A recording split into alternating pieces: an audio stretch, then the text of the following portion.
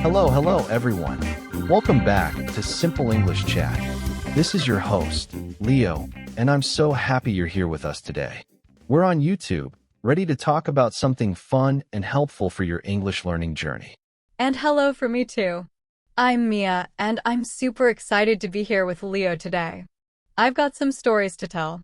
That's right, Mia. Today's episode is going to be really special. We're going to talk about a very popular city, and Mia recently visited it. It's a place many English learners dream of going, and it's also a great way to learn about culture and practice your English. Mia, where did you go on your recent holiday? Oh, Leo, it was amazing. I went to London, the capital city of England.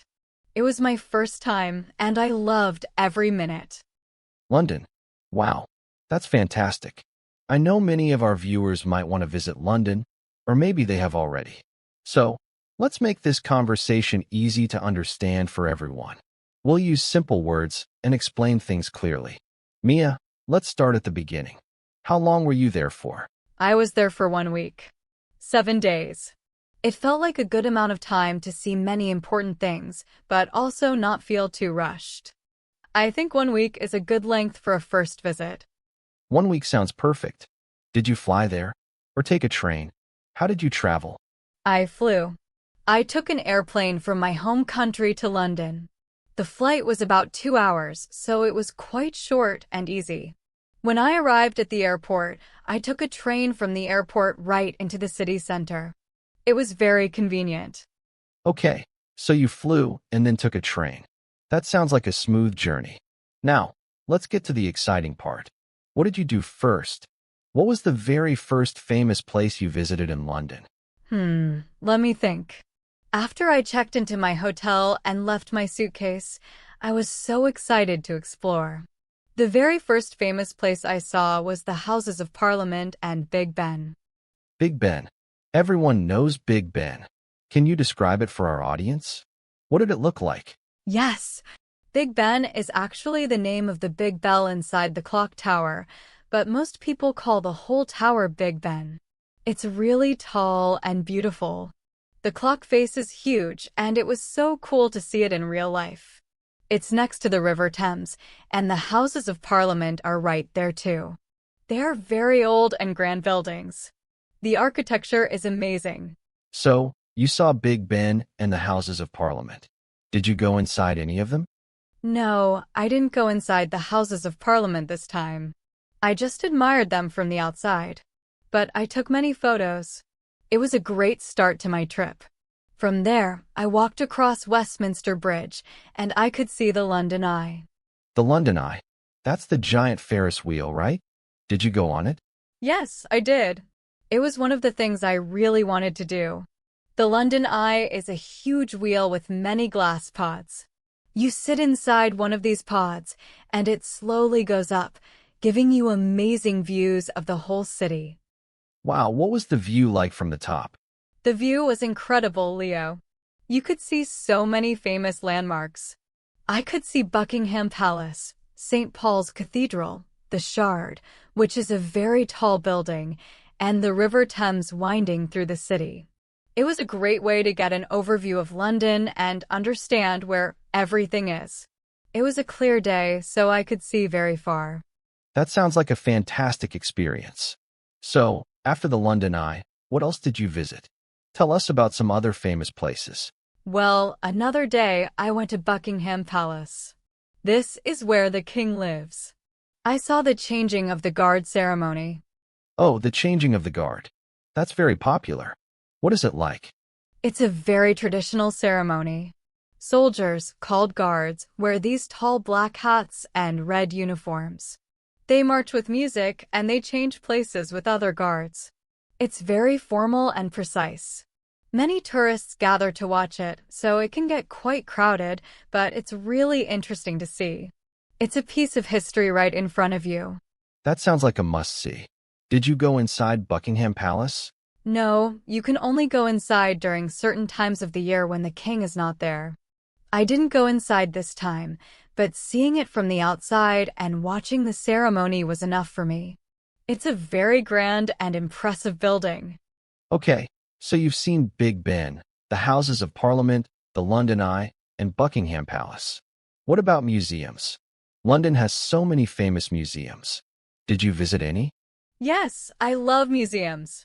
I went to the British Museum. It's one of the biggest museums in the world. And the best part is, it's free to enter. Free? That's great. What kind of things did you see there? Oh, so many things. It has artifacts from all over the world. I saw the Rosetta Stone, which is a very old stone with writing that helped people understand ancient Egyptian hieroglyphs. I also saw mummies from ancient Egypt and beautiful sculptures from Greece and Rome. It's huge, so you can't see everything in one day, but I spent a few hours there and saw some incredible pieces of history. It was fascinating. That sounds amazing. The British Museum is definitely on my list. What about art? Did you visit any art galleries? Yes, I went to the National Gallery, which is in Trafalgar Square. It also has free entry. It has a huge collection of paintings by famous artists from many different countries and time periods. I saw paintings by Van Gogh, Monet, and Leonardo da Vinci. It was wonderful to see these famous artworks up close. So many free places to visit in London. That's good to know for anyone planning a trip. Now let's talk about food. What did you eat in London? Did you try any traditional British food? Oh yes, I definitely tried some traditional food. Of course, I had fish and chips. Fish and chips. That's a classic. How was it? It was delicious. The fish was white and flaky, and the batter was crispy. And the chips, which are like thick French fries, were hot and tasty. I had it with salt and vinegar, which is how many people eat it in the UK. It was a very satisfying meal. Did you try anything else? Like a full English breakfast? I did. One morning, I had a full English breakfast. It's a big meal with eggs, bacon, sausages, baked beans, toast, and sometimes mushrooms and tomatoes. It's a very hearty breakfast, perfect for starting a busy day of sightseeing. I was full for hours. It sounds like a lot of food. What about something sweet? Did you have any British desserts or treats? Yes, I had scones with clotted cream and jam, which is part of an afternoon tea experience. I didn't go for a full fancy afternoon tea, but I had scones in a nice cafe. They were warm and soft, and the cream and jam made them extra special. It was a lovely treat. Scones with cream and jam, yum. London is also known for its diverse food scene, meaning you can find food from all over the world. Did you try any international food? Absolutely. London is a very multicultural city, so you can find food from almost any country. I had amazing Indian food in a place called Brick Lane. It's famous for its curry houses. I also tried some delicious street food at a market. There was food from Thailand, Japan, Italy, everywhere. It was great to try so many different tastes. That's one of the best things about big cities, isn't it? So many choices. Now, Mia, out of everything you did, what was your absolute favorite part of the trip? What stood out the most? That's a tough question, Leo, because I enjoyed so much. But if I have to pick one thing, I think my favorite part was visiting the Tower of London. The Tower of London. Tell us more about it. Why was it your favorite? The Tower of London is a very old castle with a long and sometimes dark history. It was a palace, a prison, and even a zoo at different times. What made it special for me was the stories. They have these amazing guides called beefeaters who wear traditional uniforms. They tell you stories about the kings, queens, and famous prisoners who lived or were held there. So, it's not just a building, but a place full of stories and history? Exactly. I learned about Henry VIII and his wives, and about the crown jewels, which are kept there. The crown jewels are the royal crowns and other valuable items, and they are incredibly beautiful and sparkly. Seeing them up close was amazing. Also, there are ravens, which are large black birds, living in the tower.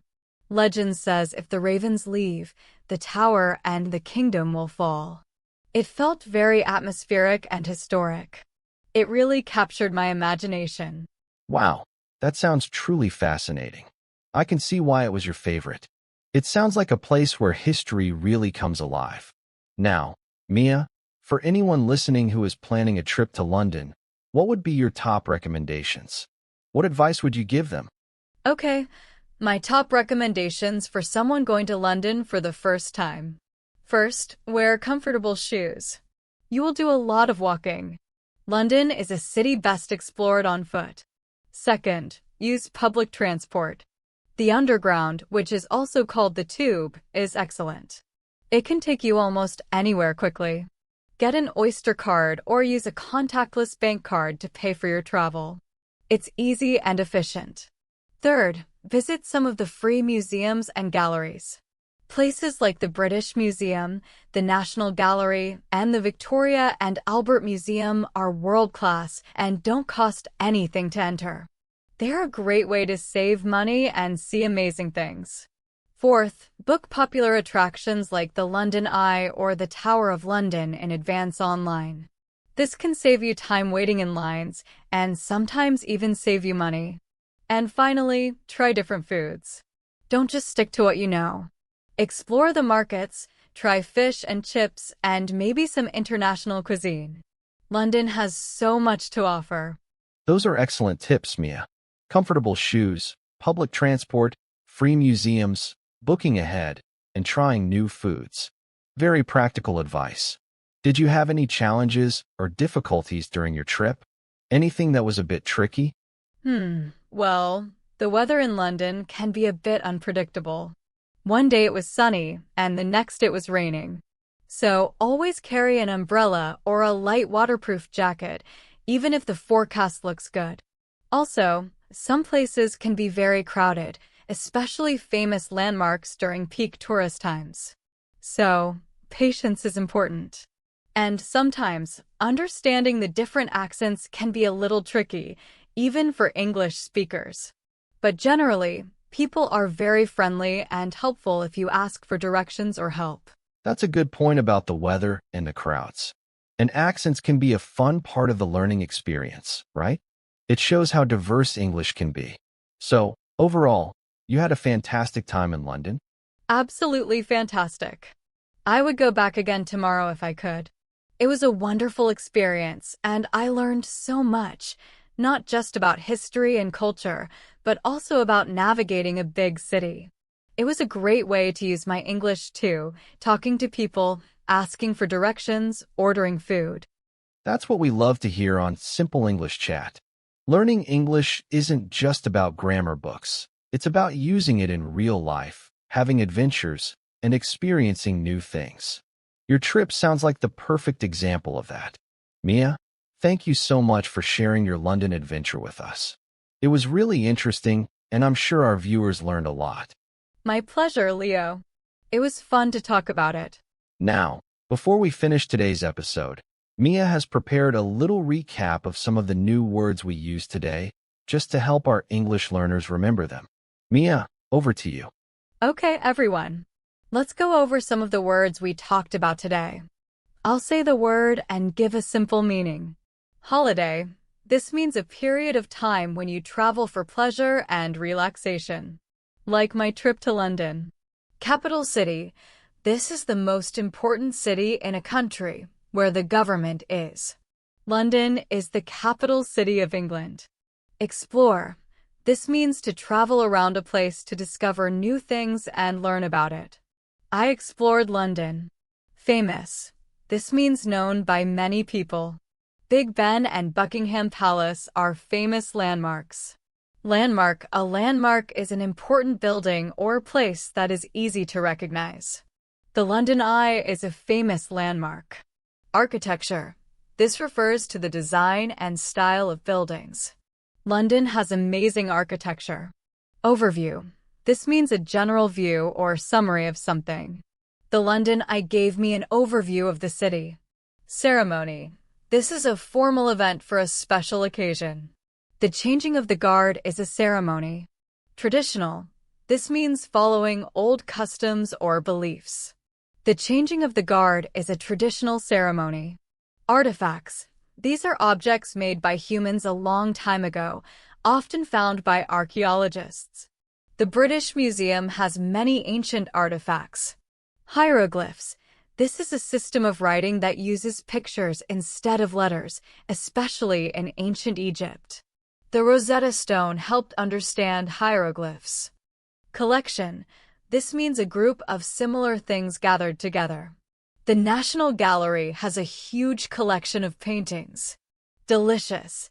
This means very pleasant to taste. The fish and chips were delicious. Crispy. This describes food that is firm and breaks easily, making a noise when you bite it. The batter on the fish was crispy. Hearty. This describes food that is substantial and filling. A full English breakfast is a hearty meal. Diverse. This means showing a great deal of variety, very different. London has a diverse food scene. Multicultural.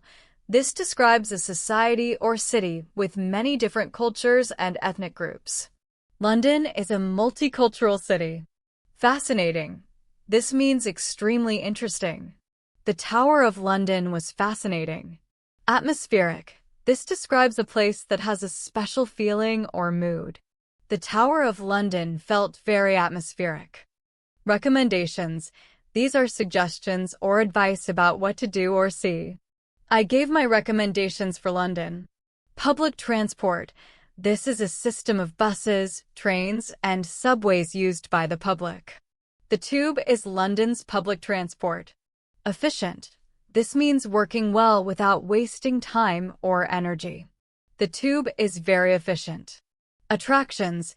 These are places of interest for tourists. The London Eye is a popular attraction. Unpredictable. This means not able to be foreseen or known in advance. London weather can be unpredictable. Navigating. This means finding your way around a place. I learned about navigating a big city. So, there you have it.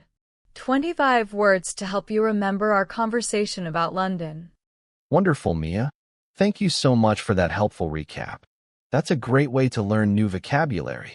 And thank you, everyone, for joining us on Simple English Chat today. We hope you enjoyed hearing about Mia's London trip and found our Simple English useful. Remember, you can watch us right here on YouTube for more Simple English conversations. Don't forget to subscribe so you don't miss our next episode. I hope this helps you with your English. Bye, everyone. Keep practicing your English. See you next time.